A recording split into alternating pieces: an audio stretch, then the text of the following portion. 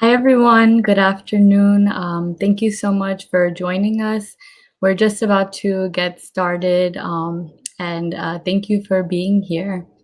My name is Roshni, and I'm the Advocacy and Outreach Coordinator with Women for Afghan Women, a grassroots civil society organization dedicated to protecting the rights of women and girls in the US and Afghanistan. Before I get to introduce our wonderful panelists, I would really like us to kind of start off setting a little bit of the context of the work we're doing. So I will be sharing my screen to show some critical information that I think you may find useful.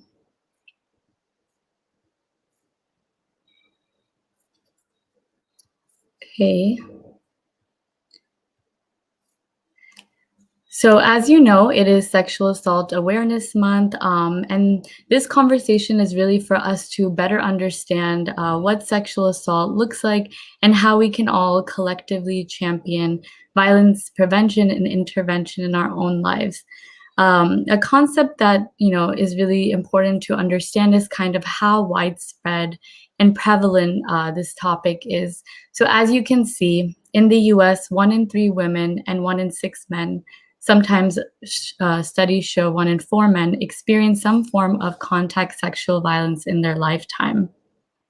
And in terms of our children age less than age 18, 1 in 9 girls and 1 in 53 boys under the age of 18 experience sexual abuse or assault at the hands of an adult. Oftentimes, we think that those causing harm may be strangers or someone that we're not familiar with, but rather 93% of individuals that caused harm to children were known by the victims and survivors. So I think this is important for us to understand so that we can, collectively have these conversations within our own families and our communities.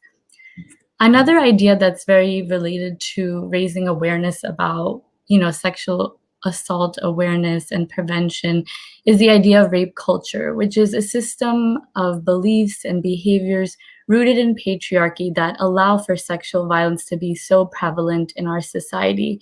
Many of you can think of, I'm sure, so many attitudes, norms, or practices that sort of normalize, tolerate, and even condone sexual violence. If there's something that comes to mind, please do feel free to share it in the chat. It can range from a broad ideas from victim blaming to judging victims' dress and history, various stereotypes, and the list kind of goes on. So we welcome you to share, and our panelists will definitely go into this in further detail. The pictures here kind of also show more examples of what rape culture can look like. I know on this pyramid, it kind of talks about objectification and jokes, which happen far too often and can kind of lead to this cycle of normalizing violence and negative attitudes that harm people of all genders. And as you can see in the other cycle, there are such a broad range of experiences of violence that can occur from infanthood all the way to the elder stages of a person's life. So this dialogue is really for us to better recognize and understand the various forms of violence that occur in our communities, and to make sure that we're all doing our part in holding these conversations, these spaces, and being aware of how we can be perpetuating this problem. Ultimately, our one takeaway is that the best thing we can do is to believe survivors always. And I know that our panelists will definitely have more to share on that. And lastly, here are some important phone numbers that we're going to be sharing again throughout the session and at the end in the chat as well, for you all to reach out to us so that we can support you with any questions and concerns. With that, I will stop sharing, and I would love to bring in our wonderful panelists. So we are joined here today by our very own Women for Afghan Women's case manager, Shgoofa Rahmani, as well as Sharene Roig, who is the coordinator of Women and Girls programs at CONNECT NYC. And last but not least, Alpana Patel, who is the LCSW Program Coordinator and Clinician at Mount Sinai Sexual Assault and Violence Intervention Program. So I really want to thank all of you for being here to share your wisdom and knowledge. And, we welcome any questions in the chat. And as well as we do want to let you know this conversation will be sensitive, so feel free to step away or take a break as needed. And with that, I would love to start with talking to Alpana. Could you share a little bit about the work you're doing, how you've kind of see what sexual assault looks like in the work you do, and why is this a universal issue across so many communities?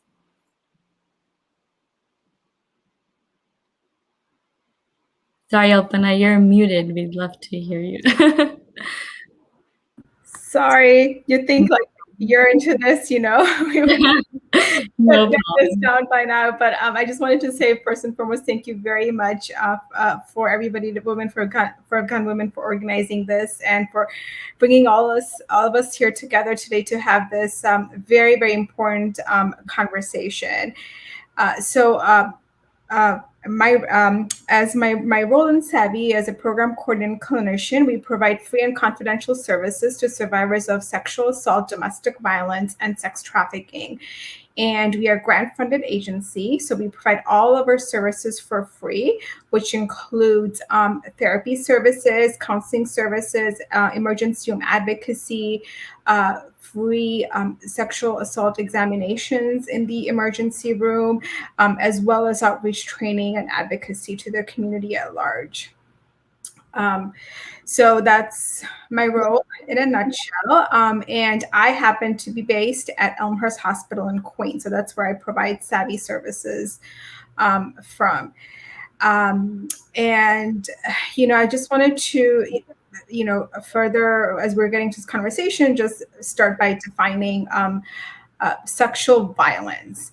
And sexual violence is a very broad umbrella phrase, and a lot of different experiences fall into that range, from being called certain names or words that make you feel uncomfortable, to images that make you feel uncomfortable and unsafe, from all the way where, as well as along the spectrum on the other end, where you are harmed physically by another person, and that harm is sexual in nature, where your body is touched. There is violation that happens in that sense, as well as there is sexual acts that take place that are not consensual.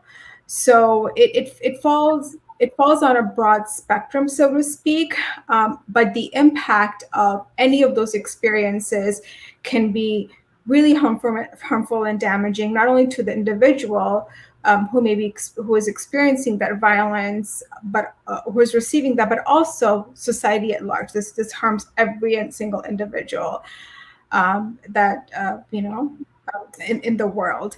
And sexual violence happens in all communities and all cultures. Nobody, as far as I'm aware, is immune or exempt from this, and is one of the gravest violation of a person's human rights, actually, globally. Gender-based violence, I would say, a bit more broadly speaking. And, I think there are various reasons as to why it exists. And I think we could probably have a whole conference on that topic in itself. But, one of the things that really is at the core, what drives is, as Roshni mentioned in the very beginning, are patriarchal attitudes and beliefs. And that's what drives sexual violence. But also understanding that sexual violence is not gendered in terms of who perpetuates it and who is the quote unquote victim or survivor of that violence. Everybody in our society, regardless of gender identity, can perpetuate it as well as experience being sexually violated. So that's very broadly speaking. In terms of definition, there are the legal definitions, which vary greatly from state to state, from country to country as well, if laws exist. of that nature. But I would just say very broadly and very universally speaking, any experience where a person feels unsafe, feels uncomfortable, and feels like something is happening or they're experiencing something that they did not consent to or agree with is sexual violence, very, very broadly speaking. Thank you so much, Alpana. I think it's really useful to talk about kind of like the broad range of experiences, like you mentioned. And speaking of that, kind of, I know Sharene and Shgoofa both have tremendous experience, kind of also working with various overlapping experiences, such as with intimate partner violence and sexual assault. Sharene, if you could also share a little bit about your work and how does sexual assault kind of show up, in the context of IPV? Sure. Again, thank you for having this wonderful panel and having us all here. It is an important topic to discuss. And, with Connect, my role as the coordinator of women and girls programs, many of the experiences that I have in terms of seeing sexual abuse is in the context of an intimate partner relationship where there is abuse and violence. At Connect, we do support groups, we run women circles, and multiple, areas of training in the area of prevention and intervention of intimate partner violence. And really, the goal is to really work toward ending gender-based violence. And, within the context of intimate partner violence, there are different things to consider and different aspects, but also many similar things that have been mentioned already. When a survivor is experiencing intimate partner violence, there are many different feelings and thoughts, and a lot of tactics that the abuser uses is based in like love and fear. And so when we kind of explore that in the context of sexual abuse and sexual assault, you will see survivors have a difficult time conveying these experiences because they came from a spouse, a husband, partner, and a lot of feelings regarding how this occurs in the context of the person that I'm sharing a bed with or I'm sharing a family with. And it creates a lot of mixed feelings and a lot of different thoughts about their experience as even being a survivor, and some of the things that they disclose and share.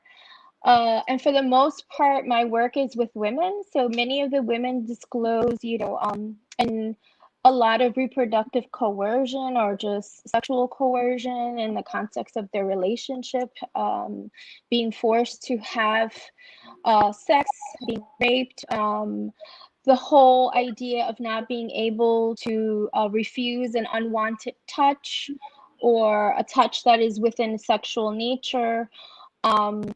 The inability to even decide what if there will be a birth control or if they will have children. So there's a lot of forced pregnancies, and in the same vein, a lot of forced abortions as well. So the survivors are contending with not only the other forms of power and control that are happening in their abusive relationship, but they're looking at sexual abuse that is not coming from a stranger or someone jumping out of, the bushes, or someone, who has attacked them on the street. There's feelings and emotions attached to the person who's loving me the most, harming me the most.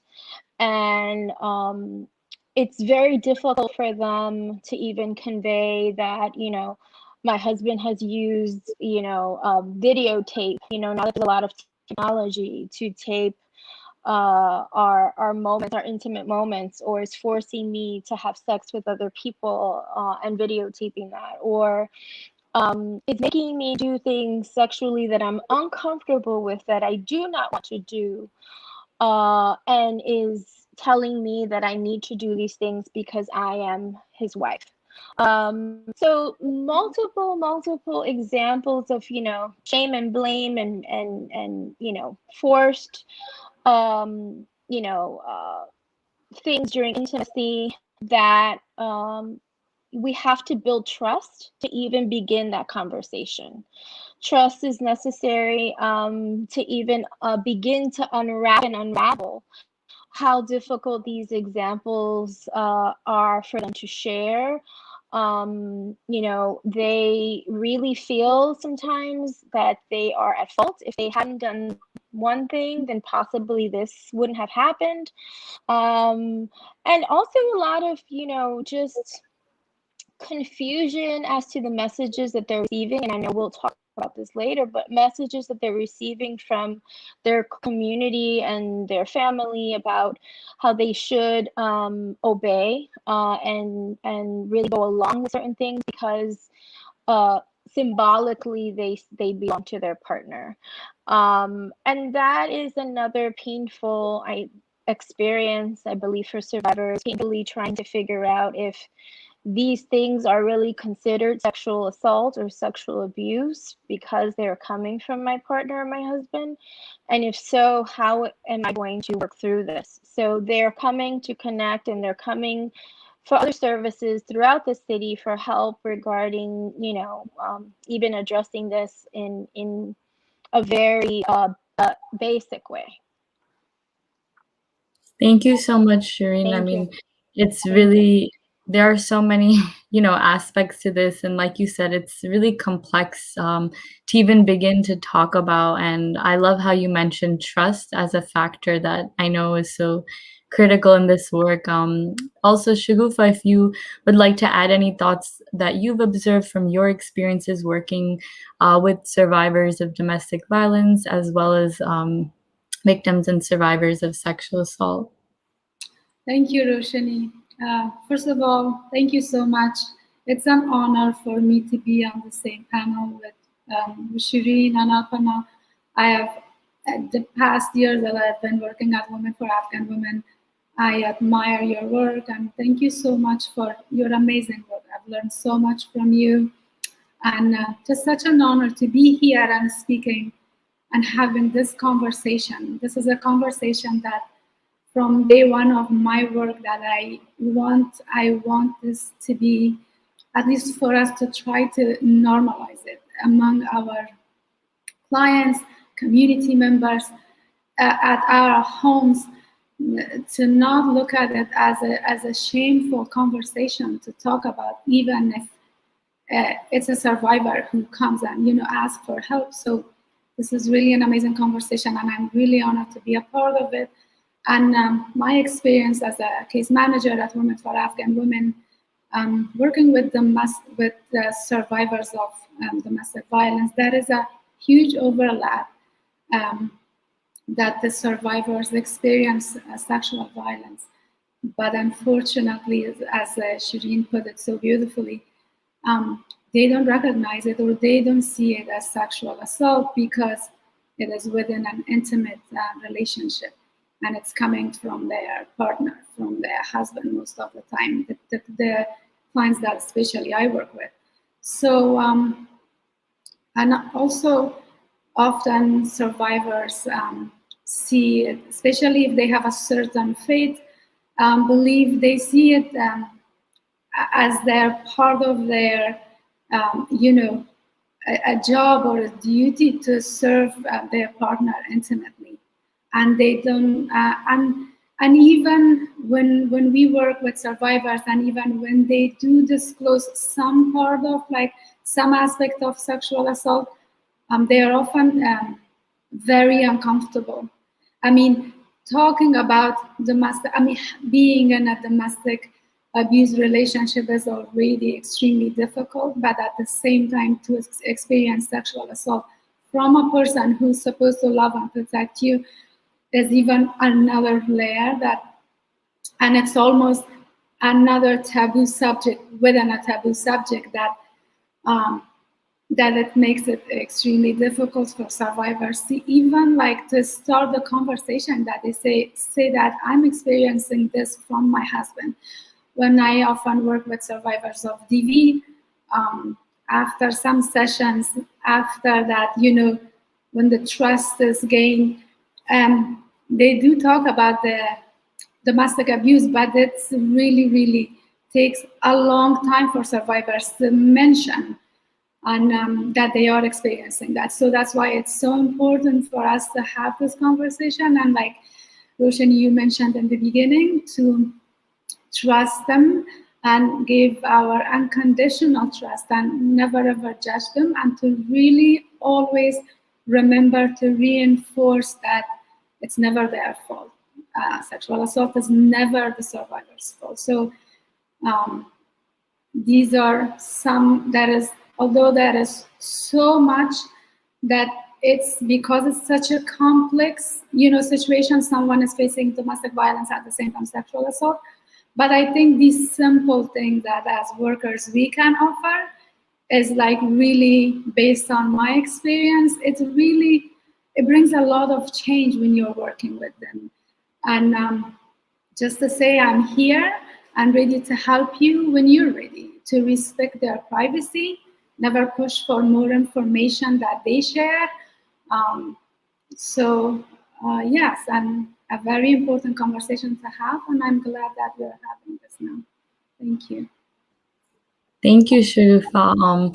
I think you shared also so many tips that even as, people who may not be doing this work, it's something we can all kind of do, whether, and I know we'll talk a little bit more about that. But I would also like to touch on the topic of, child sexual abuse. We talked about it, kind of in various forms. But Alpana, perhaps if you could talk about from your experience, some of the parallels or even the differences that you see with various sexual assault cases in the context of working with individuals who are younger than 18. Right. So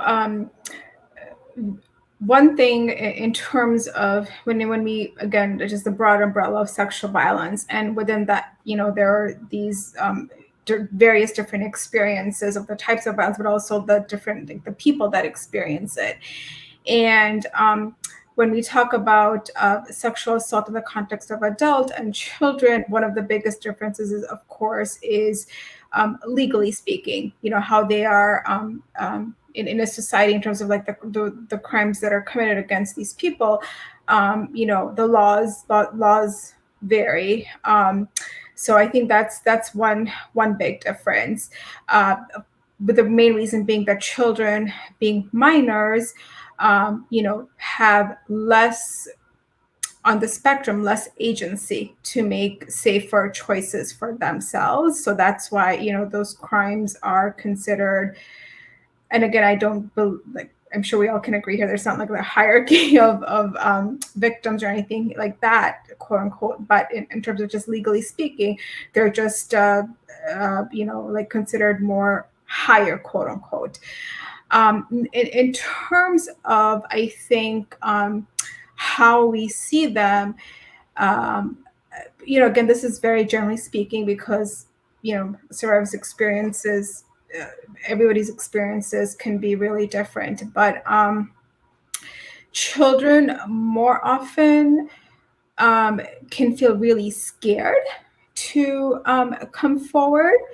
And one of the reasons being is they may not have language or words to describe what's happening to them, because very, very young children are developing language, right? So that's one thing. And the other thing that I would also say is that language that describes acts that are sexual in nature are just not part of their vocabulary because they're children at the end of the day. So that's one reason. That's one of the differences, is that for them able to come forward, that's a barrier.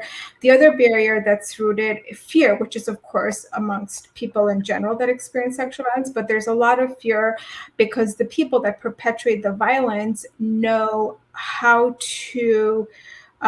One of the main ways that they control and perpetuate the abuse on children is they instill this fear that if they tell anybody, another person that they love is going to be harmed. Either they will hurt them or something's going to happen to them. And the other main thing, of course, is confusion. Like as a child, an overwhelming majority, I believe Roshni presented this statistic of 93%, where they know the person who's causing the harm. So there's like confusion about like, what is this, right? Like this is somebody who's supposed to like take care of me, protect me, but I don't feel right? They know, right, that like gut instinct, they have that this doesn't feel right. But at the same time, there's confusion because this is a person who's supposed to love them, care for them, and protect them. So you have that going on, as well. So I think, in terms of like how it is disclosed, the reasons why disclosures can vary and sometimes take a long time.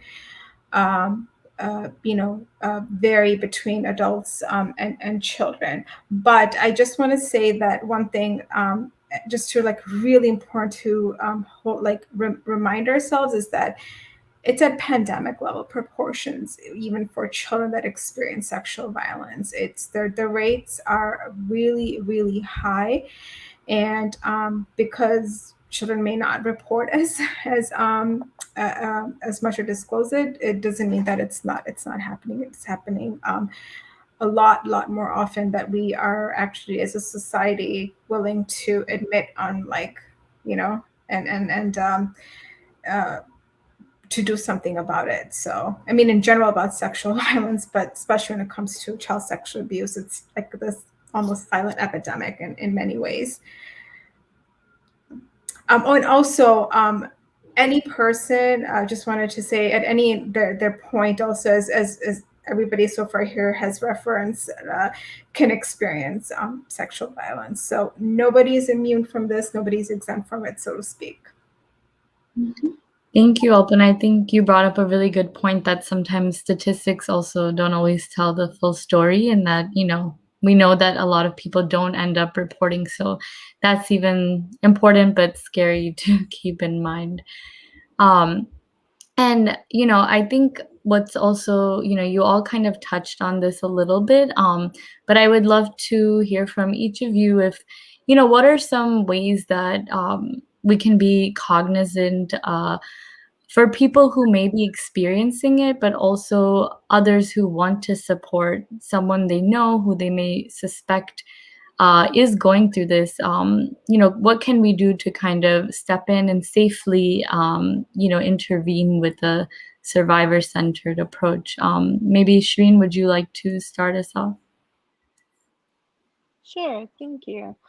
As I mentioned earlier, it is difficult and it does take time for survivors to disclose, and some of the things may be very subtle, like I'm just uncomfortable with the way my husband touches me in a particular place, or I haven't slept all night because my husband has forced me to be with him intimately, things like that. And when these conversations come up in whatever context, you want to convey to the survivor that it is not their fault, and that you are respecting their agency at their pace on which they want to disclose and how they're disclosing. So I often tell a survivor, I'm here for you, I'm listening. And instead of asking, more of what happened, I generally say, what do you need from me? How can I help you? How can I support you?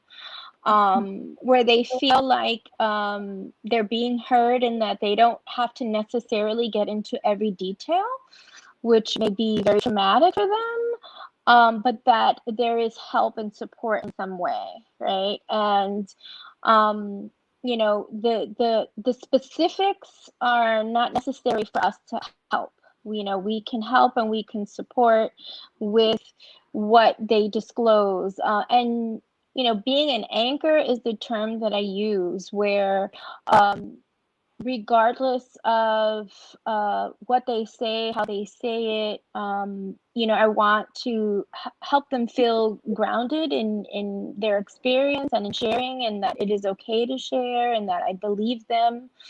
And, depending on the professional or personal relationship I have with them, help to link them with further support in whatever needs they have, and many times the sexual abuse comes in the context where the survivor is still married and still living with the abuser. So we want to do no further harm. We want to make sure that we can do this in a safe way with some effective safety planning, and link them to the appropriate resources. Thank you, Sharene. Thank you. Shgoofa, would you like to add? Sure. Thank you, Roshani.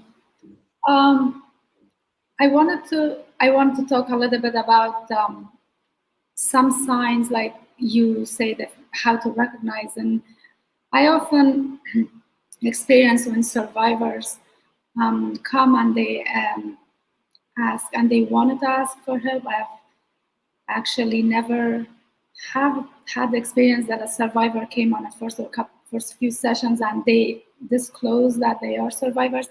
I often experience that they shared something, but they put it as if like, I have a friend, for example, they say that they are experiencing this and that, and I'm trying to help them. And then that's something for me to kind of notice, because this might be a survivor that are really experiencing intimate partner violence. And then as a case manager, I try to, like Sharene said, to provide, to say that, even if your friend or whoever, whenever they are ready, we are here to make sure that they know that the services that we provide are confidential. Even if we told them in the beginning to repeat, so they know that it's confidential, and make sure that they know it's free. Sometimes clients think that because this is an additional service that I'm seeking, maybe I have to pay.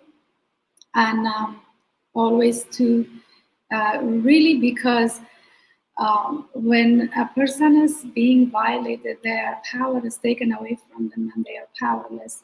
And so we try our best, we should try our best to try to help them in a way so they regain that power and that strength. And it's not about so much that how we want to help them. They know survivors are often the experts in what they want. We're only the experts of how to provide services for them, but they know what they want way more than we do, because they were violated and their power is taken away from them. They just need someone to say that I believe you and I'm here to support you when you're ready. I think that alone helps them to regain some of their power, the power that they lost during the abuse, and also to try to give them a sense of having control over their lives, and they lost that during abuse. If it was sexual abuse, if it was intimate partner abuse, they lost control over their lives. So one of the ways to make sure that they have control over their lives, to work with them at their pace, so they are in control of how much to share and when to share, and really and we are only there because they know what they want. And I think as workers, who we offer support, we're only there to, like Sharene said, that tell me how to help you. And that's a phrase that I must have used hundreds of times after listening to survivors for hours. Sometimes when they talk, I feel like because they are in such a frustrating situation, they are asking for such a profound answer to kind of cure. But I could hear to them for like 45 minutes and say, like, tell me how to help you. And I am going to do my very best to help you. And it's a short answer, but it is a profound answer to the most of them, because they've never, the time that they have been in this situation, no one asked them. And then to constantly remind them that it's not their fault and that I believe you. Thank you so much, Shgoofa. Alpana, would you like to share based on your experiences as well? A few things. Yeah, I think Shgoofa and Sharene made some really, really great points. And, I would, a couple of things I would add to it, as, in terms of what Shgoofa said, is like, as for survivors of violence, it's about power and control. At the core of that experience is power and control over. And when we are aware of that, and then when we tailor everything, as much as possible, we say and do to give them that power and control back is really important, and being mindful and intentional about that. Anything from just like when somebody wants to say something or share, letting them know that, whatever they don't feel safe or comfortable disclosing, they don't have to share anything they're not ready to in that moment. That's important. Of course, with a caveat, depending on the roles we occupy in our professional, spaces, we may need to do assessments and, for those purposes. But that aside, I think that's really helpful and important to let them know that they have power and control over what and when they share with us. Another thing is, just thanking them for putting that faith in you and making sharing, feeling, taking the courage, because it takes a lot of strength and courage, right, to often take that first step or disclose some of the most painful and traumatic experiences of your life. Just thanking them and letting them know that they are really brave and really strong for coming forward, wanting to talk about it. And just letting them know also that as long as they choose to, they don't have to go through what they're going through by themselves. There's help and support available. The survivorship, more often than not, tends to be a very lonely experience. So by saying that, you help them undo some of that loneliness, so that they feel that they're not alone in it, even though they may not choose to often come again and talk about it more, or the engagement, but just them like knowing that is really, can be very healing. So yeah, just some other things I would add. Thank you all so much. I feel like it's these phrases you all use are like so simple but so powerful. The idea of just saying thank you, or we believe you, or how can I help? And a lot of the time, people, like you all mentioned, may not even feel comfortable to share. They may actually tell a friend or family member. So these are all phrases that all of us could use, in instances that we see too. So thank you for sharing that. I know we also touched a bit about kind of this shame and sometimes the stigma around, that people may feel before coming forward. Sharene, if you could share, maybe you spoke a little bit about kind of the community aspect of it. How else have you kind of seen, silencing or shame, or just, kind of resistance to listening to survivors? Mm-hmm. Sure.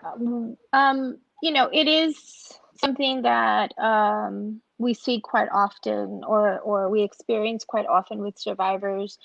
The overall shame about IPV in general, but specifically sexual abuse that's happening in this context. And many times, besides what they hear in the community, many survivors are turning to, let's say, a sister or mom or auntie, and They are faced with some victim blaming, as what we would call it, phrases like, what did you do to create this? Or how could this have happened if you would have been a better wife or a better mother?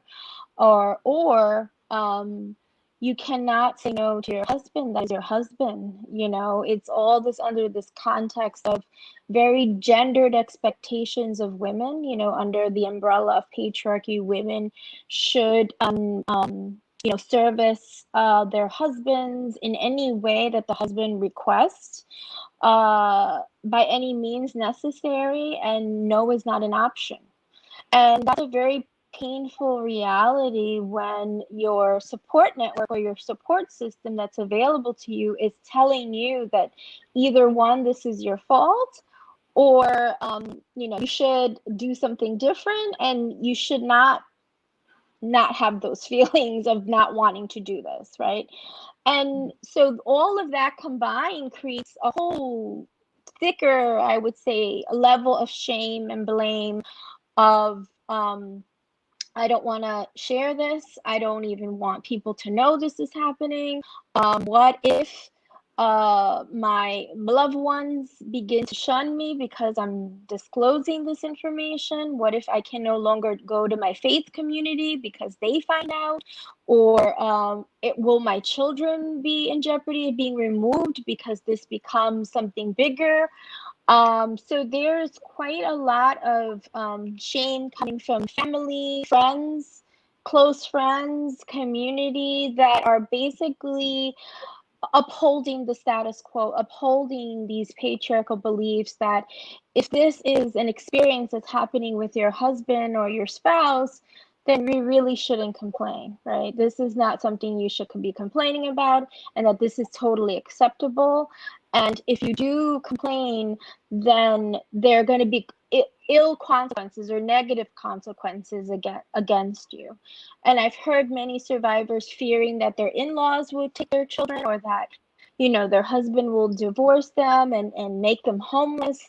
So there's a lot of consequences that come with the norms of upholding things like marital rape or forced pregnancies and all of the things that go under the umbrella of sexual abuse in a relationship. And that level of shame creates a lot of self-blame, and therefore that kind of paralyzes the healing experience, because then it's much more difficult for you to move forward and disclosing this information. It's kind of this state where, I feel like it's a bad decision to speak, and it's a bad decision not to speak. So I'm caught in the middle here. And when everyone around you who you love and respect, you respect their opinions and you love who they are, if these folks are telling you that, you should not do this, then you're really second guessing and undermining your decision to speak. And they completely minimize and shut down this trauma experience that you have. And it makes it so much more harder to reach those survivors, or for those survivors to feel heard and loved and cared for. Thank you, Sharene. You bring up a really, really important point. Shgoofa, I didn't know if you also wanted to share your thoughts and experiences on what you've observed. Sure, thank you, Roshani. Since Sharene gave us a really good examples and explanation about, right to your question about sexual assault within intimate partner violence, especially by a husband, I want to touch on a little bit. What if it's, the person who's causing harm is not the husband, but it's someone that is, it's within the family, that your family knows, and that is even, it's even more complicated to deal with, because then now the victim is thinking, what if I talk about something, and now the relationship of the entire family is gonna be in jeopardy if I tell someone that this person is, causing this harm to me, or maybe saying things that makes me uncomfortable, or did something that was inappropriate. So also in certain communities that goes beyond the personal shame that individual feels. It goes to the family. It's like you would even bring shame to the entire family if you say that you were sexually assaulted. And if you are a married girl, that could even be like, you might not even be able to marry someone within the same community that you're living. So unfortunately, in certain communities, this goes beyond the personal struggle that survivor goes through. And that's why, like Sharene said, that they are like, it's better for me not to talk about it. It's safer for me not to talk about it, although it's not safe. And let alone the victim blaming that we, get from family members, that, well, maybe if you didn't dress this way, people wouldn't talk to you that way. Maybe if you don't laugh so much, or maybe if you're not too friendly with men, and if you dress, for example, for Muslim women, maybe if you cover your hair and you wear hijab and put less makeup, there is so much stigma, there is so much victim blaming, there is so much shame, unfortunately, that it goes beyond the person herself to the community, to the family. And that's why it's important for us to have these conversations, to tell our clients and our community members that, it's not their fault, and keep telling them that we are here for you. And because I often experience working with survivor of sexual assault, that when they come and they are ready to speak about it, that's something that happened in the past, maybe months or sometimes years before they started, sharing. And just like Alpana said, it's important to say, like, I know it was extremely difficult, but thank you for sharing. And that makes a huge difference, and to say that, and because that happened in the past, maybe that person is no longer in their life, but now they are ready to say, like, I experienced this, it was painful, but now I just want to tell you. So why they are telling us? Because they want validation. They want us to say that, well, I'm sorry that happened to you, and thank you for sharing, and I'm here to listen to you, and I trust you. And also, like, one thing that I wanted to mention before I forgot, but I think it's important for me to say, that you should always avoid suggesting things like that. You should get over it. It's in the past. We should always provide survivors with options and let them choose, and tell them that, tell me the options that is best for you, and I will walk with you and will help you. Thank you, Roshni. Thank you both so much. There's so much, to learn from with that. I really like, Shgoofa, how you gave that example, like, about people making comments about just like what people wear, how they laugh. It seems so minor, but like it makes me think about that pyramid, or that cycle, that it's like, when we judge people, or when we tell them, certain things they're doing is too much, it's like we're kind of feeding into, that idea that we should be able to control, and perhaps if something happens, they have a hand in that. So it's so important. And in connection to that, I know when we spoke previously, Alpana brought up some great examples and ideas of, like, how come these experiences are so normalized, the importance of being conscious of language, or the way we talk about sexual assault can actually have such a much bigger impact than we realize. So I would love to hear from you, Alpana, about what you think, why these experiences are normalized, and what can we do to be more conscious about how we speak about these topics. Right. So one of the things that I was, that really that struck me when Sharene and Shgoofa were talking is how, so there's just so many like paradoxes with the, in the context of sexual violence, and in terms of just like how we construct our narratives around like responsibility, like this is again very generally speaking, but if somebody is walking down the street and they're mugged, if somebody takes their wallet or phone or purse, they don't have that level of stigma of either even like yelling for help in that moment, for instance, or like going to the police and reporting, or telling their family and friends that, oh, when I was walking home at like 5 o'clock and this is what happened to me, right?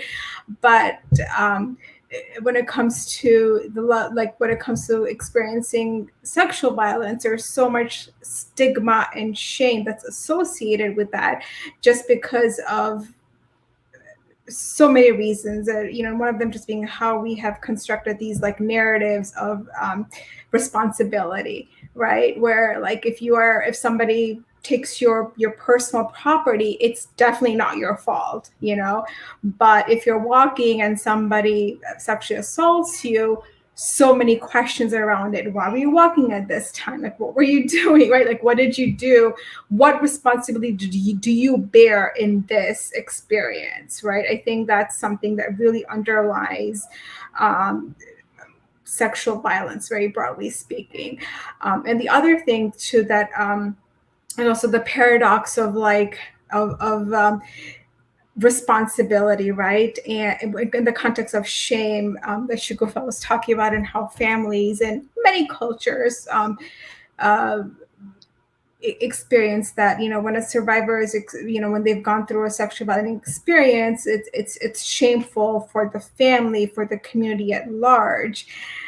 But what if the narrative was flipped, and not about shame, but like it's a responsibility to keep this person safe and to protect this person, and so again, one of the reasons there's no easy, like, I guess, answer this, so to speak, but just encouraging everybody to think very like broadly about like just like the narratives, and how narratives like underlie so much of this, and what we can do to change that, and it's obviously not a one day, kind of a thing, but just like very intentional thing, act that we have to do in our day-to-day lives. And it's just going to take part, everybody doing that, to continue to make more difference. And about like choices and options, and like with kids, like, would you like to wear your dress today? Would you like to wear your leggings today, or something like that, right? Like giving them like starting from that early age, so you're teaching them that they have a voice, because so many people, because different messages they get, feel like they don't have a voice and they're powerless, from what they hear in their home, what they hear in their schools, and from society at large. So I think that's important. And things are changing, I think, because of the platforms that exist, and people, where we have this, this country specifically, again, very generally speaking, created this like narrative about making it okay to talk about it publicly. And if we just think about just within the past like 5 years, for instance, how like it's been a monumental shift, and we're kind of like in the midst of it, so sometimes it's a little bit kind of like hard to step away and see it. But like years from now, people are studying this period and this context, going like, wow, the movement, the Me Too movement, and how many people have actually come forward, and how they talked about it, and how laws changed, and how narratives changed. It's going to be pretty monumental in that context. So that's important. Speaking up is important as much as possible, as much as you feel safe and comfortable. I think that's really important when something is not okay, including a joke that somebody makes, a casual sexist joke, and family chat groups are a big thing right now, on like WhatsApp and things like that. So, calling out, and we have to pick and choose. I do understand that depending on the time and space. But every time we can and we do speak up, we move the needle and we shift the narrative. So it's important to do that as much as possible. Thank you so much, Alpana. I really appreciate you I feel like you brought together that conversation really well and tied it into, what we've seen, especially in regards to Me Too. Before we kind of close and hear from each of our panelists about, resources or ways that people can connect with them and their organizations, I would feel free for any of the audience members to share questions, thoughts. I saw a few saying, thank you for having this important conversation. So, I'm glad that even if one person learned something today, I think this was totally worth it. So yeah, please feel free to share any thoughts, questions that you have left to address the panelists. And with that, maybe Shgoofa, do you want to share just a little bit about how can people connect with you or with WA, and any resources to share with the community? Sure. Thank you, Roshni. I wanted to say that because of COVID, although our office have been closed, but we've never stopped working. We're here for you. We have hotline numbers that you can reach us anytime if you need help or if you know someone who needs help. You can reach us through those hotlines, email us, and just tell us how to help you. We are here for you. Thank you. Thank you, Shgoofa. Sharene, would you also like to share with, what CONNECT can provide? Sure, thank you, Roshni. Definitely, we can be reached at the number that was displayed earlier, and throughout all of social media, we are CONNECT NYC, so you can find us on Facebook and Instagram, and connect with us literally in any of those platforms.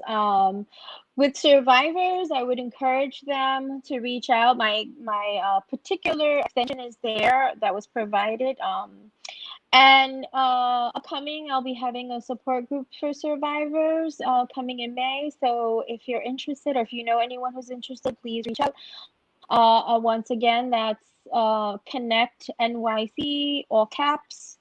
And our number is 212-683-0015, extension 238. Thank you. Thank you, Sharene. How about you, Alpana?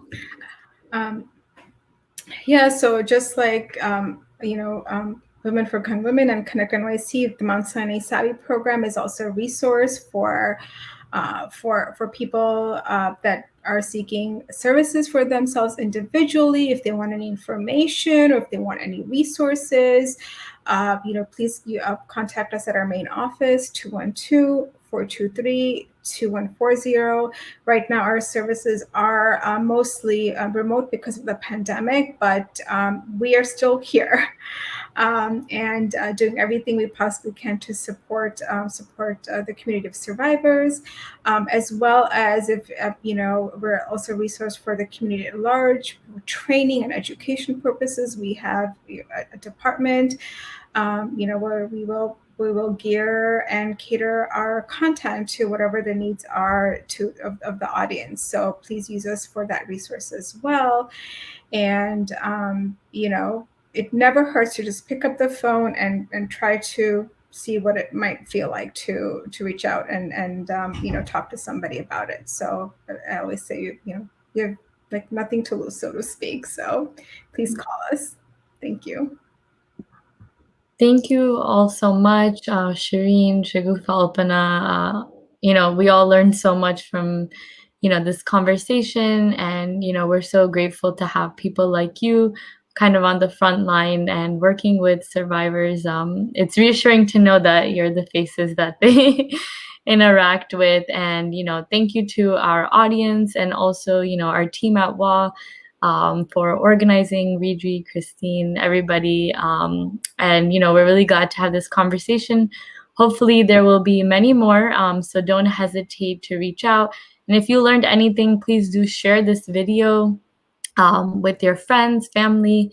It's on our Facebook, and we'll continue to be there, as a resource, as a learning tool. And we're always here to provide any support. And, with that, we ended perfectly at 3 o'clock. So if anyone has any final comments or questions, please do share. But if not, with that, I'll let you all go. And thank you so much for being here with us. Thank you. Thank you. Thank you. For organizing this.